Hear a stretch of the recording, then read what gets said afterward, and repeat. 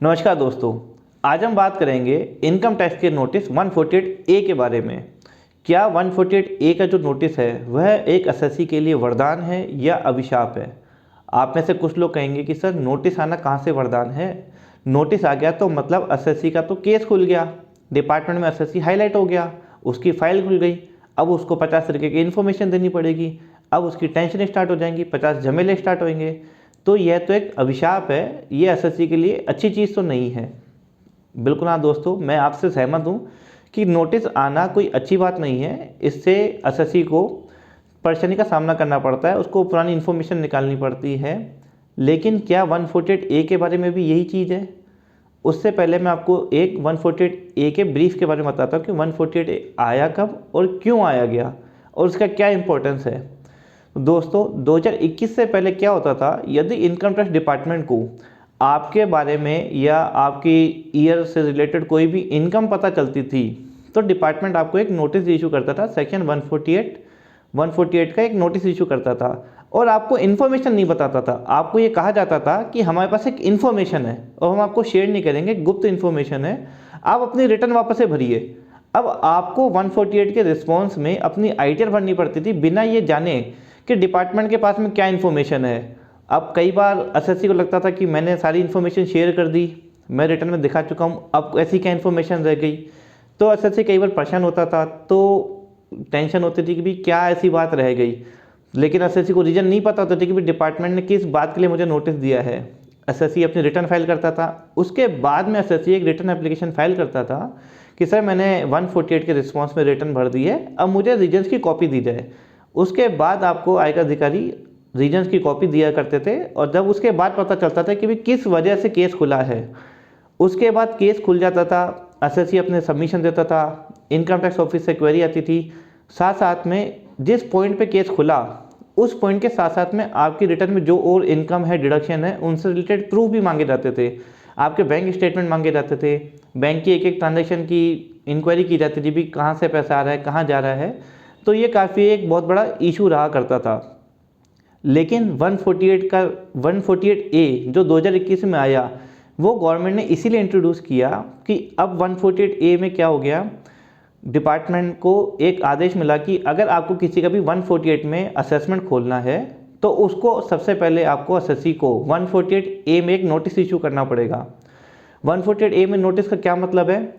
Department ने कहा कि यदि आपको कोई केस खोलना है तो आप एसएससी को एक नोटिस देंगे 148A में, जिसमें आप वो इन्फॉर्मेशन एसएससी को शेयर करेंगे कि हमारे पास एक ये पर्टिकुलर इन्फॉर्मेशन है जो हमें लगता है कि आपने अपनी इनकम में डिस्क्लोज नहीं करी या प्रॉपर्ली डिस्क्लोज नहीं करी, तो हम इस बारे में आपका केस खोलना चाहते हैं, तो इस बारे में आपको क्या कहना है। एसएससी को एक अपॉर्चुनिटी दी जाती है। तो 148 का जो नोटिस है वो एक अपॉर्चुनिटी है, वो एक नोटिस ना देखें आप, उसको एक अपॉर्चुनिटी देखें कि आप अपने केस को शॉर्ट में क्लियर करा सकते हैं।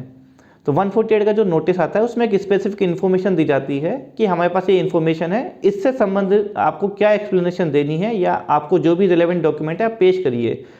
अब इसके बेनिफिट क्या हैं? अगर आपको 148A का नोटिस आता है तो सबसे पहले आपको एक इन्फॉर्मेशन पता चल गई कि आपका केस किस वजह से खुल सकता है। जी हाँ दोस्तों, 148 का मतलब केस आपका खुला नहीं है, आपको एक चेतावनी है, एक अपॉर्चुनिटी है कि भाई हम इस पॉइंट पे आपका केस खोलना चाहते हैं। आपसे जो भी इस बारे में कहना हो आप अपने डॉक्यूमेंट के साथ में इस अपना जवाब पेश करिए, हम उसको कंसीडर करेंगे।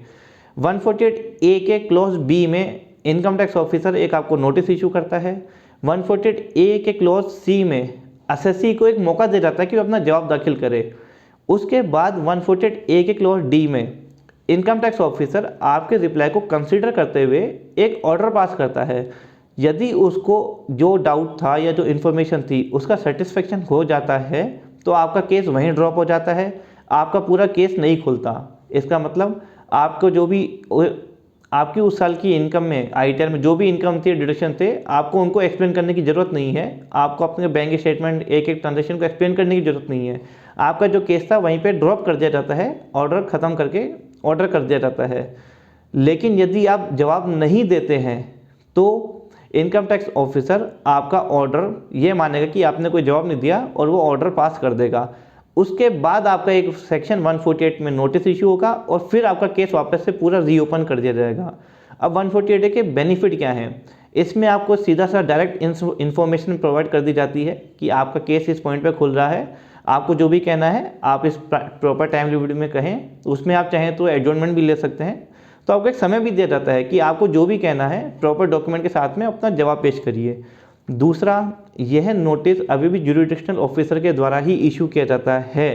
तो आप चाहें तो ज्यूरिडिक्शनल ऑफिसर के पास जाके भी मिल सकते हैं और अपने जो भी एक्सप्लेनेशन है आप उनको समझा सकते हैं, कागज़ दिखा सकते हैं और बता सकते हैं, ताकि आपका एक हेल्दी डिस्कशन हो सकता है और आप उस अपने केस को 148 में जाने से रोक सकते हैं। तो इसलिए 148A के नोटिस को आप एक नोटिस के रूप में ना देखते, एक चेतावनी देखें, एक वार्निंग देखें, एक अपॉर्चुनिटी के रूप में देखें। 148A का नोटिस एक वेरी गुड अपॉर्चुनिटी है। अदरवाइज 148A का नोटिस नहीं होता तो आपका केस तो फिर 148 में खुलना ही था। आप ये मत सोचिए कि मुझे एक नोटिस आ गया मैं परेशान हो गया। आप ये सोचिए कि आपको एक मौका मिल रहा है कि आप अपना केस शॉर्ट वे में प्रेजेंट करके वहीं पे क्लोज कर सकते हैं।